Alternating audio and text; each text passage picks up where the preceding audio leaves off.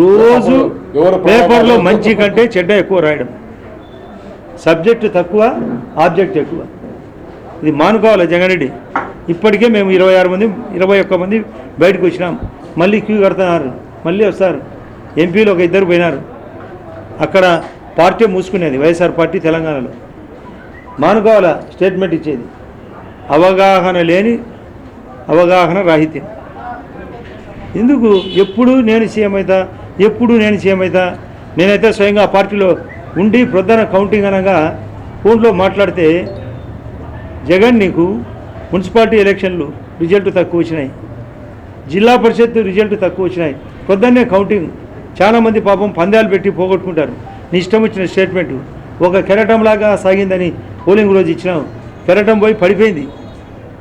పద్ధతిగా ఇప్పుడైనా ఫోన్లు చేసి చాలామంది అమాయకులు, అందులో యువకులు నష్టపోతారు పందాల రూపంలో.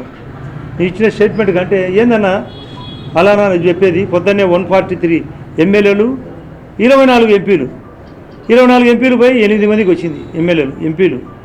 143 ఎమ్మెల్యేలు చెప్తే 67 మంది.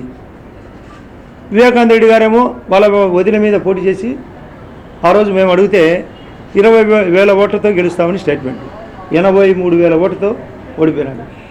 విజయమ్మ చూస్తామా ఇక్కడ గెలిచింది, అక్కడ పోయి 91,000తో ఓడిపోయింది. అంటే పొంతన లేని ప్రకటన. వాస్తవానికి నిజానికి వాళ్ళు ఇచ్చే స్టేట్మెంట్కు పొంతనే ఉండదు.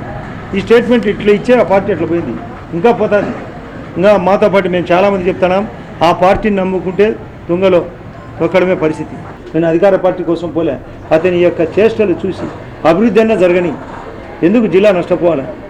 ఇటువంటి పనికిమాలిన వ్యక్తి దగ్గర ఉండేదానికంటే బయటికి రావడమే మంచిదని ఆ తెలుగుదేశం పార్టీ తరఫున చాలామంది నన్ను అడగడంతో రండి అభివృద్ధి చూడండి అంటేనే నేను బయటకు వచ్చిన. పొట్టేళ్ళను ఉగాది పండుగ వరకు బాగా సాకడము, పండుగ రోజు కట్ చేయడం.